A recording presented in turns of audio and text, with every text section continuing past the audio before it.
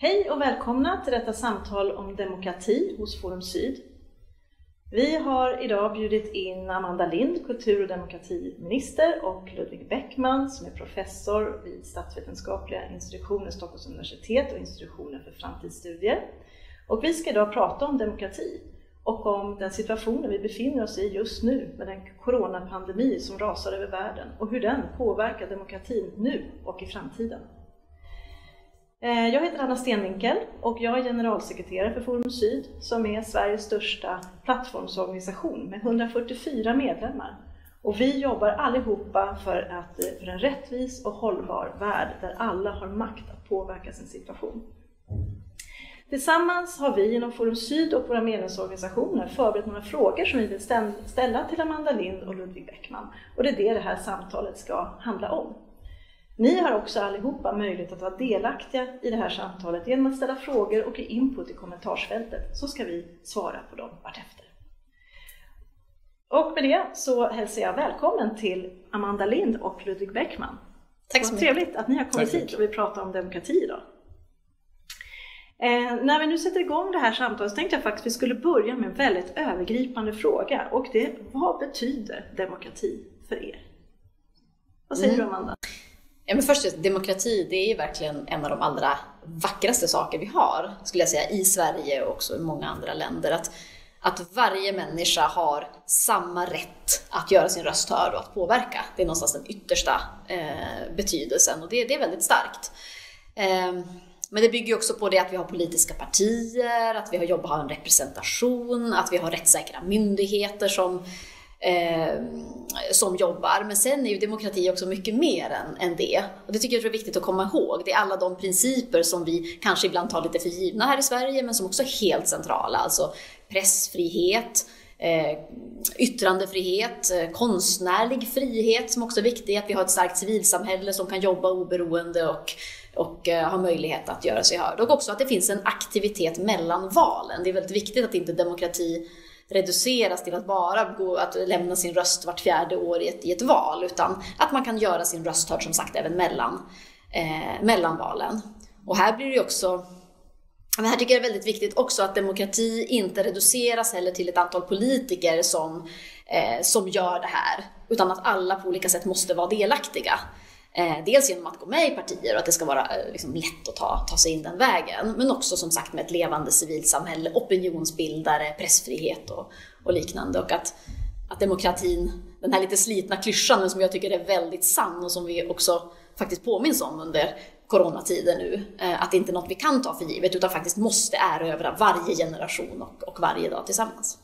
Verkligen spännande. Vi kommer återkomma till flera av de sakerna som du berörde här i din inledning. Vad säger du, Ludvig? Vad är demokrati för dig?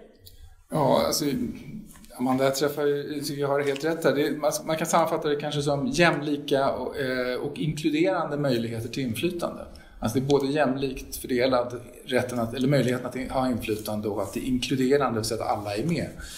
Men sen är det klart att man kan också skilja på den politiska demokratin som ju handlar om makten över ett styrelseskick, hur vi utövar makt över de som fattar politiska beslut, och demokrati i andra områden. Man kan ha demokrati inom civilsamhället, man kan ha demokrati på arbetsplatser eller andra organisationer.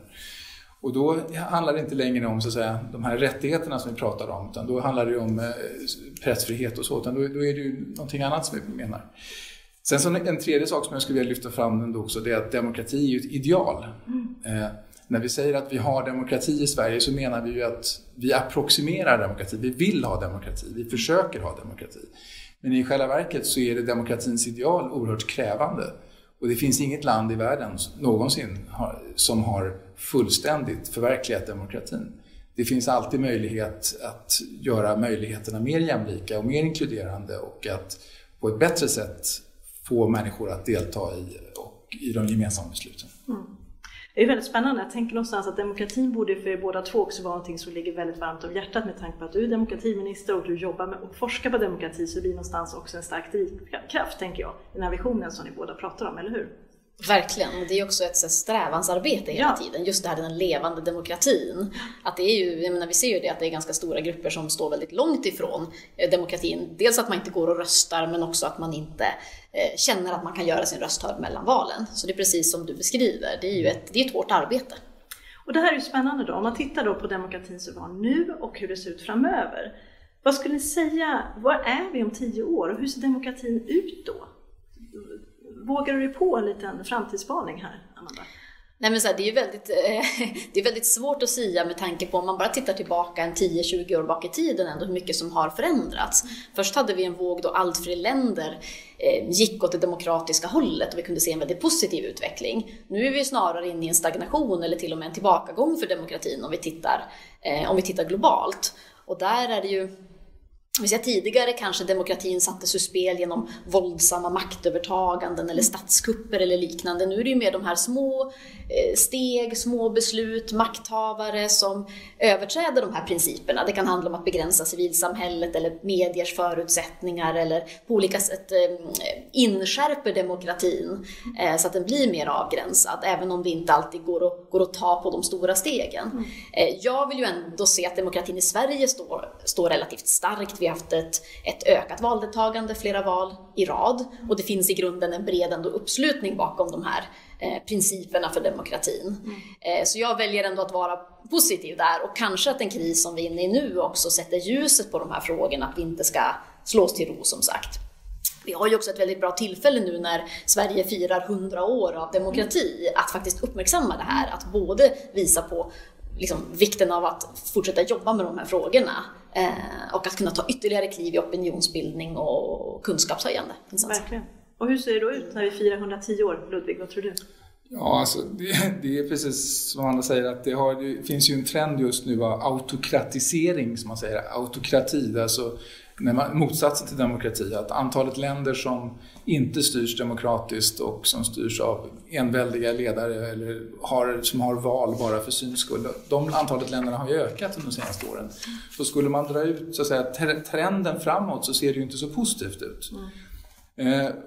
Samtidigt så finns det ju också andra saker som ligger bakom det här och som har påverkat demokratin också i Sverige och i hela västvärlden och i hela världen de senaste åren, och det är den här misstron mot det politiska beslutsfattandet, allt det här som kallas för fake news eller faktaresistens också, när en fragmentering av kunskap och att man inte längre tror och har tillit till myndigheter och så vidare.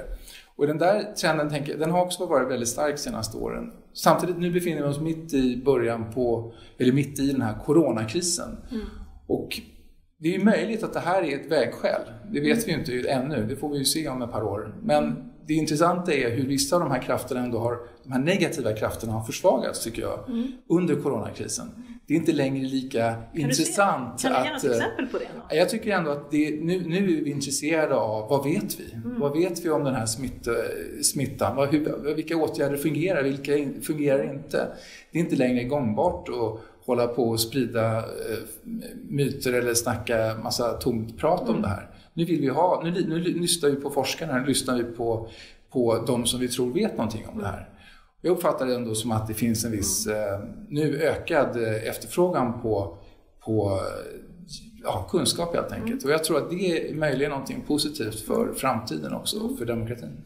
Det där är någonting verkligen viktigt att ha med sig, tänker jag också, de positiva sakerna som faktiskt sker i den här ganska jobbiga situationen vi befinner oss i, där vi ser så mycket negativt, att också se lite grann vad kan komma. Vi tar med oss det här, det är ju väldigt bra saker att tänka på framöver. Någonting som du nämnde inledningsvis också, Amanda, det var ju det med civilsamhället och hur viktigt det är med ett starkt civilsamhälle för att man ska ha en fungerande demokrati. Och här ser vi ju, och vi får ju rapporter från våra samarbetspartner och så vidare, att det inte är så säkert för ett antal civilsamhällesorganisationer. Och på vilket sätt kan regeringar jobba för att se till att vi har ett fortsatt starkt civilsamhälle? För det här är något som är viktigt för en demokrati som sådan. Men vad ska du säga? Vad är ditt ansvar där som demokratiminister? Och hur kan du driva på? Men det är jätteviktigt. Och om man ska börja ta med coronakrisen just nu, så kan jag vara oroad när jag ser hur länder runt om i världen ändå tar den här krisen som en motivation till, eller ett argument för att på olika sätt inskärpa civilsamhällets möjligheter och verka. Och där är det viktigt att vi på alla de internationella arenor vi har står upp för både att alla de olika typer av inskärpande, begränsande lagar som nu har stiftats för att begränsa pandemin, att de just är tillfälliga och återställs sen. Sen ger vi också ett antal olika typer av stöd genom till exempel Drive for Democracy som vi ju har. Vi har ju biståndsarbetet som också fokuserar från svensk sida bland annat på att stärka civilsamhället.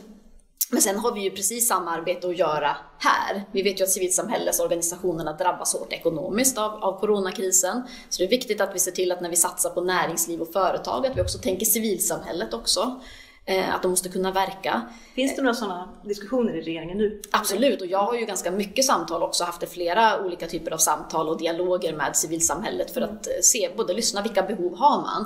Många vill ju hjälpa till att göra saker. Nu inte minst de som jobbar primärt med utsatta grupper eller äldre isolerade till exempel. Men det handlar ju också om att civilsamhällets roll som röstbärare inte får stanna av. Exakt. Och där tycker jag det är viktigt att vi fortsätter ha de här diskussionerna. Vi har webbinarier istället för seminarier. Att inte den här offentliga debatten stannar av. Men det är ju här och nu. Sen finns det ju jättemycket vi måste också fortsätta jobba med på sikt. Jag tycker till exempel att hot- och hatarbetet är en sån sak som är akut. Jag sa tidigare att så här, svensk demokrati står starkt. Samtidigt så har vi också flera utmaningar. Och vi har pekat ut från regeringens sida, men dels hot och hat som en sån reell utmaning faktiskt. Risk för självcensur, och det där hör jag från både civilsamhället och ungdomsrörelsen till exempel, som känner sig rätt kraftfullt ansatta här. Och där finns det ju många konkreta saker vi behöver fortsätta göra. Och stå upp för, vill jag säga. Vi har ju en bred finansiering av civilsamhället. Vi ger ju över 20 miljarder i olika typer av anslag och stöd till det breda civilsamhället. Och det tycker jag är viktigt att vi också i en tid framåt kanske av ekonomiskt mer trängd situation, att vi också där står upp för att civilsamhället behöver finnas och behöver kunna ges förutsättningar att verka också. Så att det inte blir en indirekt strypning av olika typer av röster i vårt samhälle. Ja, det är verkligen sant. Hur känner du för den frågan inför ditt perspektiv? Kommer det upp där med civilsamhället i din forskning och från akademins sida också? Ja, kanske inte så mycket i min egen forskning måste jag tyvärr säga, men däremot så finns det ju en annan sak jag tänker på här som har med coronakrisen och det har att göra med hur demokratin har utvecklats under senaste åren, och det har att göra med det här med hur vi ser på internationellt samarbete överhuvudtaget, hur vi ser på vår tillhörighet till enskilda nationer och huruvida vi ska sträva efter att bli mer internationaliserade och mer globala eller inte. Och det har ju varit en trend också där under de senaste åren mot vad man kan kalla för ett postglobalt samhälle som en del har pratat om. Det vill säga att vissa länder har inte längre varit så lika intresserade av internationell handel och velat sluta sig mera. Och här är ju också någonting som coronakrisen kan påverka, och kanske tyvärr inte lika uppenbart att det kommer påverka i en positiv riktning. För just nu, som i många gånger när vi har befunnit oss i kriser, om man tänker tillbaka historiskt under andra världskriget eller ännu längre tillbaka, så är det ju ett tillfälle när staterna och nationell tillhörighet får mycket större betydelse för människor. Och där finns ju en risk då att nu när alla länderna har stängt sina gränser och vi måste mobilisera inom länderna, att vi tappar lite av de här möjligheterna eller intresset för det internationella samarbetet. Och det skulle i sådana fall kunna vara ett problem. Men det finns ju också mycket som talar emot det naturligtvis. Men det skulle, om jag nu ändå ska lyfta fram någonting som är oroande, så är det också en sak. Och vi har också varit inne på detta med yttrandefrihet och att försvåras för journalister och så vidare. Vi ser också att demokratin står under faktiskt ganska hårt tryck i många länder. Och om man tittar ur ett svenskt perspektiv, ser vi någonting att under den här våren att det var ett problem för oss också? Att är vi också under tryck i Sverige när det gäller demokrati med anledning av corona? Kan du se någonting sånt? Ja, nej men så här, om jag tar med mediernas situation till exempel då, så tycker jag nog att det har funnits ändå bred politisk uppslutning till att det är viktigt att vi har liksom fri, oberoende kommersiell press vid sidan av public service som både liksom ger svar på frågor, informerar, men också granskar de beslut som har tagits faktiskt. Sen har ju medierna drabbats väldigt hårt ekonomiskt också där, och där försöker vi ju se vad vi kan göra för att stötta upp. Och där är det viktigt att vi fortsätter att även under en sån här kris värna principer som offentlighetsprincipen, och att vi är transparenta så mycket som möjligt med liksom de beslut som fattas och så vidare. Sen är det väl också så att den här krisen för det finns ju olika uppfattningar om hanteringen av den här krisen, och så ska det ju vara. Det är väldigt viktigt med det fria samtalet. Sverige har ju ändå en hög tillit generellt till både det mellanmänskliga tilliten men också till institutioner och liknande. Och det har ju också visat sig i den här krisen ändå att man har den höga tilliten. Och det är väl ändå ett så att säga styrketecken för Sverige någonstans att det finns det där kunskapssökandet, faktasökandet, ifrågasättandet men ändå höga tilliten och att vi liksom kan ta oss igenom det här tillsammans. Samhället visar sig mycket från sina bästa sidor. Men såklart finns det ju skäl att vara vaksam alltid menar jag. Att vi inte ser till att vi principer nu som handlar ändå om begränsningar på olika sätt, ett mer övervakningssamhälle och liknande, att inte det kryper sig ner och sitter fast sen, utan att vi någonstans känner att nu är krisen över, då måste vi liksom återgå till något mer normalläge i de väldigt grundläggande demokratiska principerna. Vad säger du om de sakerna? Ja, alltså, det är bara det faktum att vi har satt in begränsningar eller i alla fall uppmanat folk att inte röra sig fritt, att inte tillåta större sammankomster. Det är ju naturligtvis en begränsning av demokratin. Och där har ju Sverige då valt att inte göra lika drastiska begränsningar som de flesta andra länder. Men tittar man globalt så är det ju en enorm tillfällig då i alla fall inskränkning av demokratin.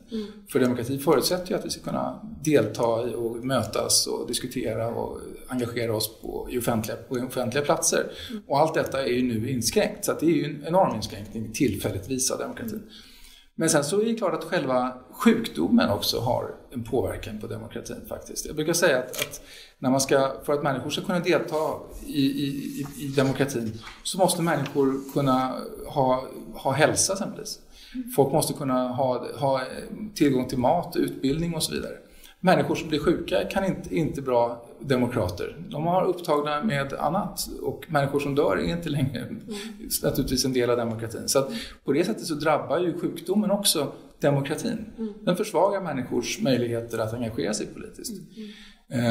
Sen kan ju det här också ha en mer indirekt effekt, och det är ju hur det påverkar förtroendet för demokratin. Och det beror ju på hur de olika demokratiska staterna förmår agera på ett dels effektivt sätt men också på ett sätt som inte onödigtvis skapar inskränkningar för människor eller som för stora kostnader för människors vardag. Och där vet vi ännu inte hur det kommer gå. Det finns ju många som menar att just det här att Sverige har valt en sån annan väg, liksom, går det bra, då har ju vi verkligen kanske ökat förtroendet för demokratin. Men går det dåligt för Sverige i jämförelse med andra länder, ja, då blir man lite orolig här. Vad ska människor tänka då om den svenska modellen då i den här demokratimeningen? Exakt, och här är det ju spännande, för här kommer det ske förstås otroligt mycket forskning inom alla olika discipliner kan jag tänka mig kring det. Men jag har också funderat på, kan det också, den här situationen när vi sitter hemma, kan det också ökat tillgången till det offentliga samtalet? För jag tänkte, vi ska årsmöte på söndag till exempel, och vi har fler anmälda som ombud än vad vi brukar ha. För eftersom vi är en organisation som finns över hela Sverige, så där det inte är så många små organisationer som inte har råd att resa till Stockholm. Men nu kan de delta för ett digitalt årsmöte, och det där tycker jag är en lärdom att också fundera på. Du kan också ha andra begränsningar som gör att du inte faktiskt kan delta i ett offentligt samtal om du använder en rullstol, eller om du är hemma med småbarn, eller vad det kan tänkas vara, att du har en sjukdom där du inte kan vara ute. Och då kunna få ta del av det demokratiska samtalet via ett möte på ett digitalt forum. Det är också någonting att fundera på framöver, tänker jag. Och det tänker jag också att det säkert kommer forskas en hel del på.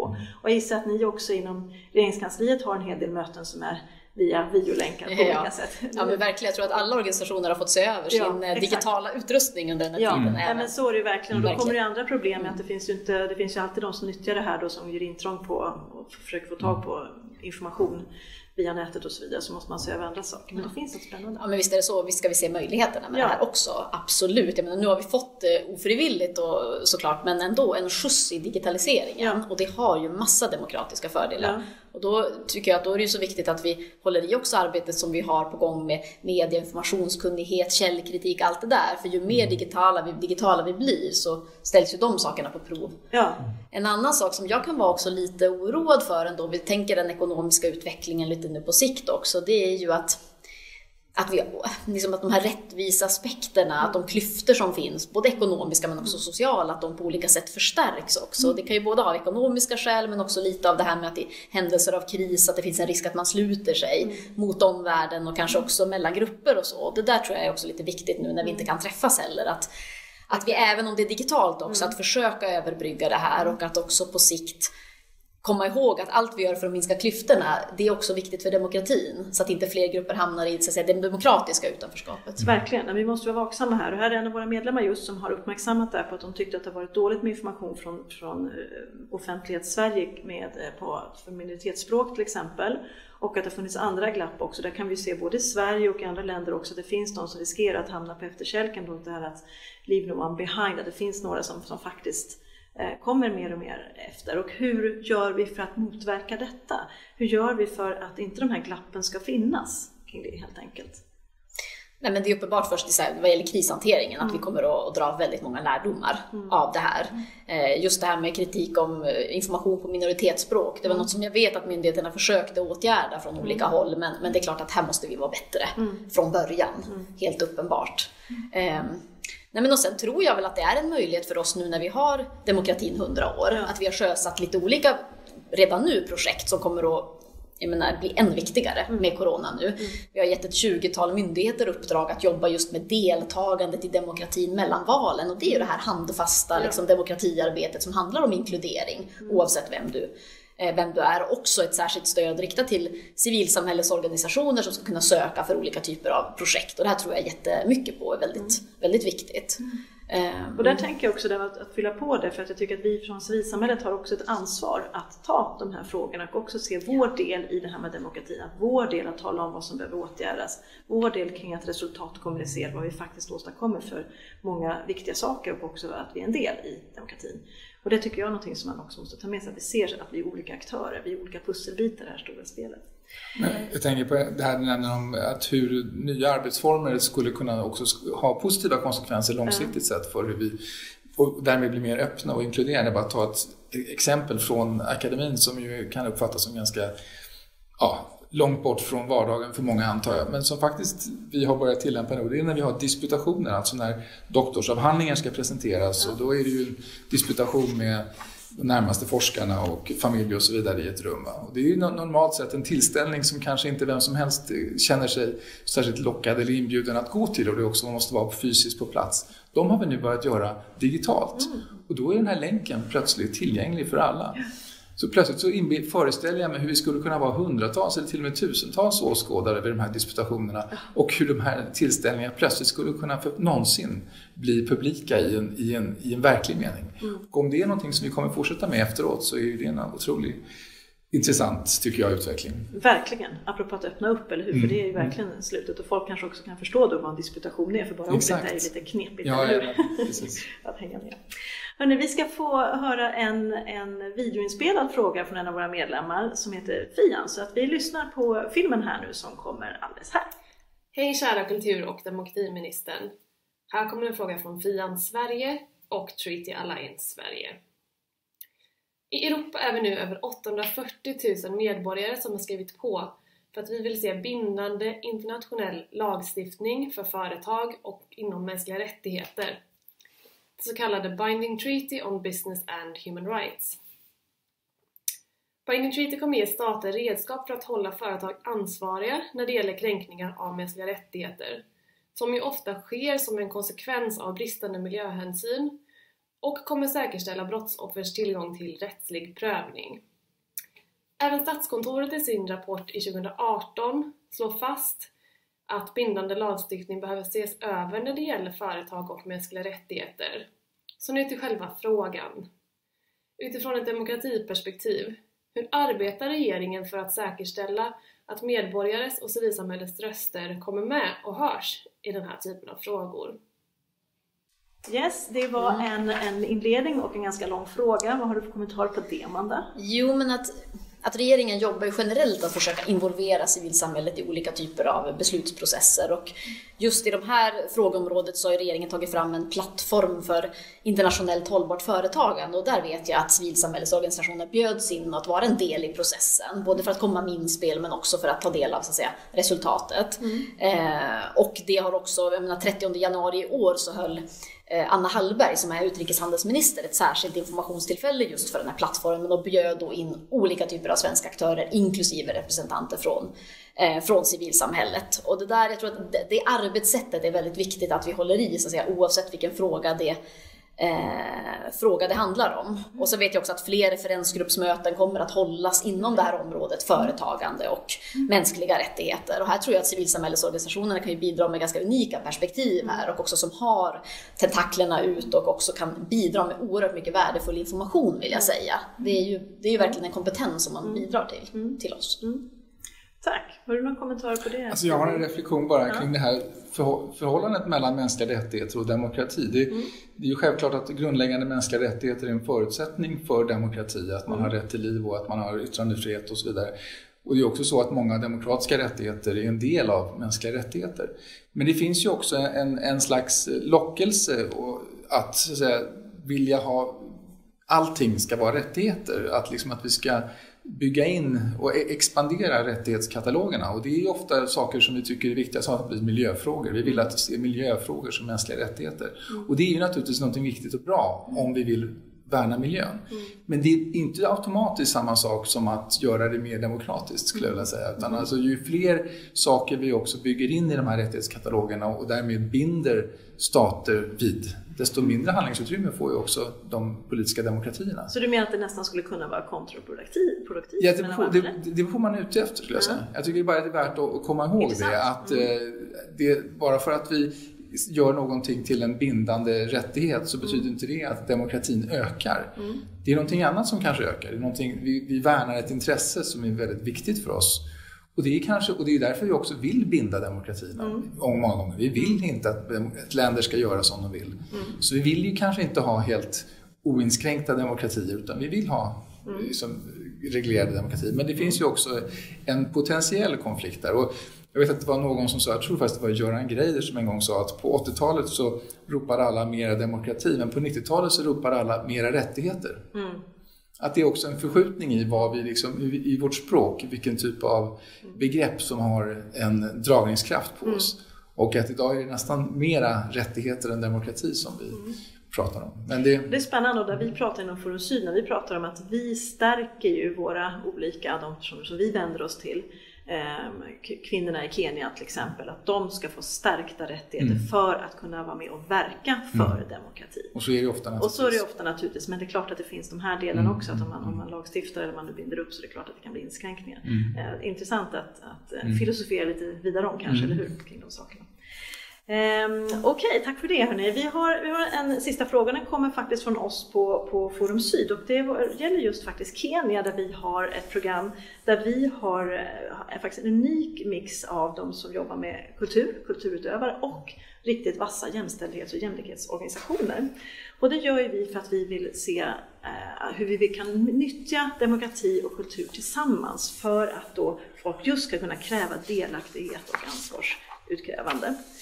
Och vi har sett det var ganska lyckosamt att jobba på det sättet. Och då är frågan, vilka oväntade allianser skulle man kunna se i Sverige för att faktiskt få folk att använda sin demokrati? Men du pratar mycket om det, Amanda, om att det handlar inte bara inför ett val att man ska nyttja sin rösträtt.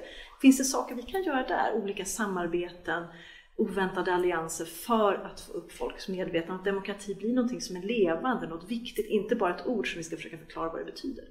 Har du några tankar kring det? Ja, absolut. Jag tycker det är jätteviktigt, för att om vi ska uppnå det som vi båda har pratat om, den här levande demokratin, då duger det ju inte att från de politiska partierna enbart eller att något som riksdagen bestämmer, utan då måste vi få det här action kring det hela. Och det är därför jag tror, dels ganska, vi pratade tidigare om det, att vi har gett ett 20-tal uppdrag till olika myndigheter och verksamheter att verkligen jobba med det här. Det är Sveriges kommuner och regioner, det är inne i skolorna, det är på institutionerna, alltså fängelserna, det är att jobba aktivt med olika typer av grupper i vårt samhälle, ganska konkret helt enkelt. Det handlar ju om att träna demokrati helt enkelt. Och just med det här med kultur tycker jag att det är väldigt, väldigt roligt att du lyfter det. För att där ser jag det verkligen också som kulturminister, att ett levande kulturliv, ett fritt kulturliv där konstnärer har möjlighet att uttrycka sig fritt. Det är ju en yttrandefrihetsfråga, men också att man som konstnär ska kunna ha rimliga förutsättningar att också verka i ett land. Det är en viktig komponent i ett demokratiskt samhälle. För att konstnärer hela tiden ska kunna kommentera, skapa, förhålla sig till det som händer på olika sätt naturligtvis. Men det i sig är en väldigt viktigt fundament i vad som är ett demokratiskt samhälle som jag ser det. Och där är liksom vår kulturpolitiska röst i Sverige. Där har vi också ett jobb att göra internationellt.